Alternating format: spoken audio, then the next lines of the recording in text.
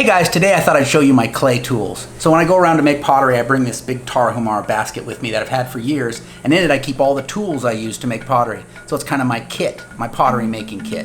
So I thought I'd take all the tools out, show you what I have in there, how I use them, talk a little bit about that.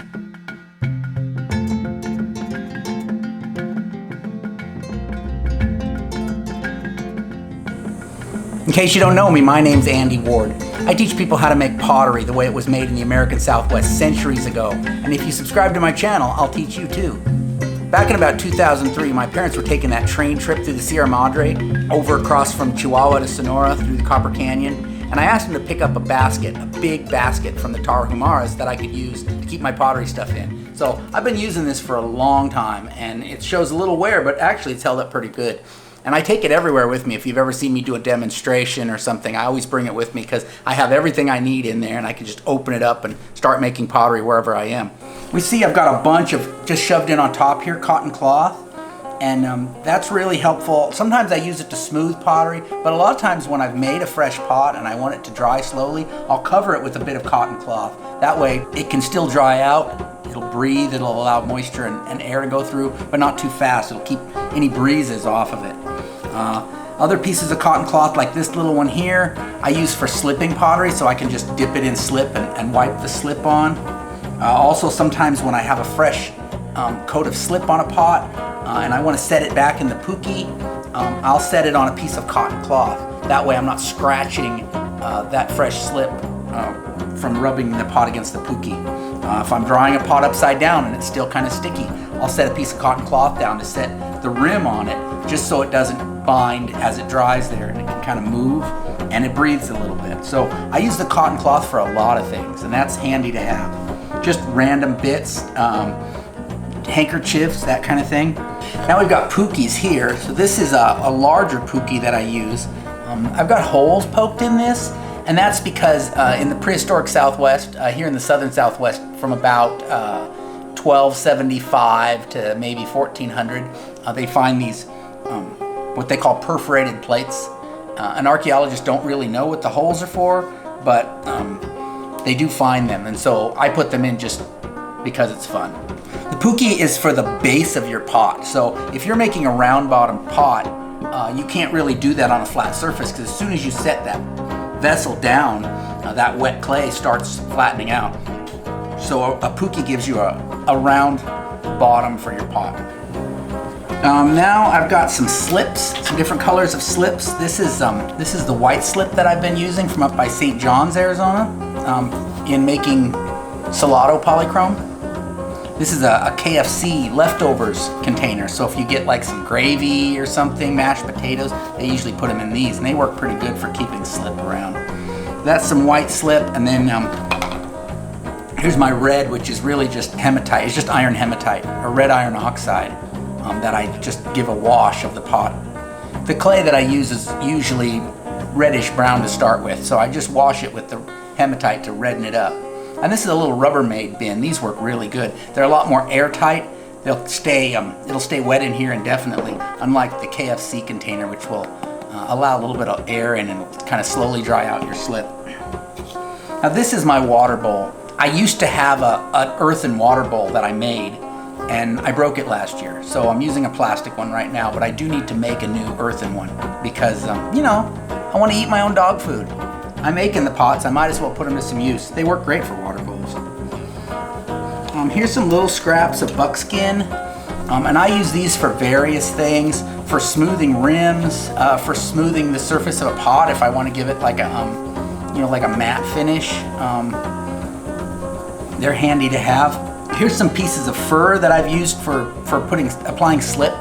This is some rabbit fur, and then this is some beaver fur that my friend Mott's Merman gave me, and it's really dense. The beaver fur is better because it's super dense, and this is rabbit. It's pretty thin, but that's what those are for. Now here is some pottery paint. This is actually organic paint that I made from mesquite beans. So this one has been laid on its side and it's kind of oozed onto the edge. It kind of has the consistency of like maple syrup or like strawberry jam. You know, it's liquidy, but it's thick, tarry. You know, molasses is like that. And that's the organic paint that I'm using. That turns black if it's painted on this white slip here in the correct firing atmosphere. Now Pottery Tools. This is a pharmacist's pestle they use for grinding things up. And I have a larger one too. I have a longer one like that. These are really great for reaching down. If you've got a pot you've made and the bottom has a dent in it you need to push out and you can't get your hand down the neck, you can get down inside there with one of these and just carefully holding your hand on the outside so you don't push too far, feeling, and press those dents out. This is great for reaching down inside of a pot to push out dents. We're halfway through the basket now. If you're interested in primitive pottery, check out the channel of my friend Tony Soares. I'll put the link up here. He does similar pottery, but he does paddle and anvil in California, so check it out. Also check out my website, ancientpottery.how. I have tons of free information about making primitive pottery. Now back to the basket. These are hard scrapers, so I make a differentiation between soft scrapers and hard scrapers. So there's really two sorts of scraping that's done on pottery. When it's wet, when you're forming it, you're scraping the sides, but you're not scraping really hard. You're not putting a lot of muscle into it because you'll dent the pottery. So these are soft edge scrapers. These don't have a sharp edge on them. It's, you know, relatively, because it's gourd. And the same sort of edge you would get for like a rubber or a plastic rib as opposed to like a metal rib, right? So this is literally a rib. This is a deer rib bone, and it's a hard edge scraper. So once the pottery becomes more towards leather hard, then I'll use a hard edge scraper and I'll really get on it and I'll scrape it down, and I can significantly thin the pottery that way and make sure it's a lot smoother. So this is a hard edge scraper, and these would be your soft edge scrapers. They call these gourd scrapers, but they're really more like a gourd rib if you're familiar with studio pottery. This would be the same as like your rubber rib or your metal rib. These are gourd ribs essentially, and they're just cut out of a piece of gourd. And they call these gourd scrapers, but really a lot of what they're doing is shaping the pot by pressing it out from the inside using that round edge, and then using that convex edge, scraping it from the outside and pushing it in. So they're more like shapers really than scrapers. And I do some scraping, and if you watch the videos on me making pottery, you'll see there's scraping involved, but it's not the same level of pulling off a lot of material like a hard scraper is. Now, I've seen these made out of other things too. I have some that I bring to workshops that are made out of river cane, just split pieces of cane. Those work pretty good. I want to make some out of wood. That would work really good. I have some ideas, but I haven't tried it. Something really hard like ironwood or live oak, I think it'd work good. I've also seen people scrape with spoons. I can't say that I've done much of it. Mostly this spoon is the same as the pestle. I'll use it for reaching down inside of a pot, you know, reaching something my hand won't fit down the neck. So there's a spoon for that. Knife. This is the stone knife that my friend Alan DeNoyer made for me and gave me, that I can use for trimming rims and doing that kind of thing. If I'm working on a pot where I want to be historically accurate, I'll use the stone knife. That is the correct thing to use. If I don't care about historical accuracy, the metal knife is obviously a superior tool for cutting clay. It's just a finer edge. It's just going to be more consistent. It's going to be easier to use. Brush. This is a yucca brush.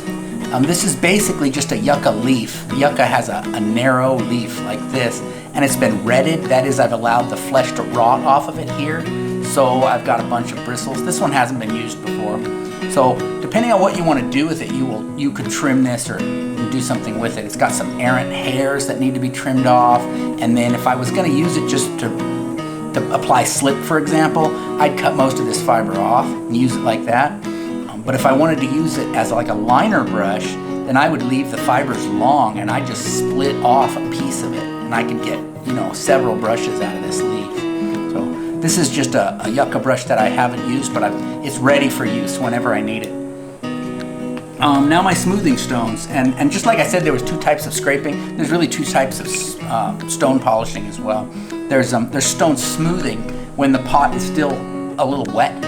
a little plastic, and then there's polishing or burnishing, which you do when it's a lot harder, a lot drier, where you're giving it a gloss. So I will rub it with a stone when the pot is still quite damp, just to get rid of, because I've scraped it. Let's say I've done that hard scraping, you know, I've scraped it good, and now I've got a rough texture. Little bits of temper have come up and left a rough texture, and I might have some scraping marks on it, and so a wet stone rubbed over the pot will just smooth that out and give me a nice even canvas ready to apply slip or paint or whatever I'm going to do to it. Then polishing, that's later. That's when you're ready to give it a glossy shine, and then you're gonna go over it, you know, really fast and kind of firmly and give it a nice gloss. That's different. So those are two different tasks you perform with polishing stones. So I've got some of different sizes. This one's good for doing a large area because it fits in your hand without giving you a hand cramp.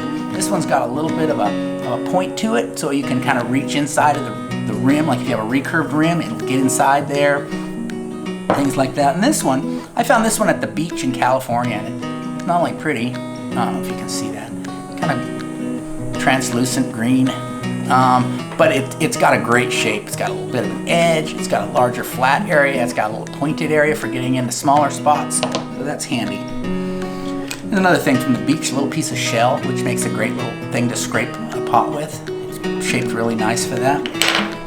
Here's a stone palette that I use for putting paint on. It's got some manganese paint on it right now. You can kind of see that crusty blackish gray material. Makes a great black paint.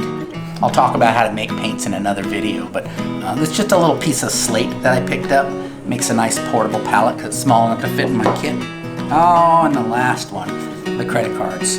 Okay, these are like, you know, hotel door keys, and here's a trade credit from GameStop. These are great for if you're not trying to be historically accurate.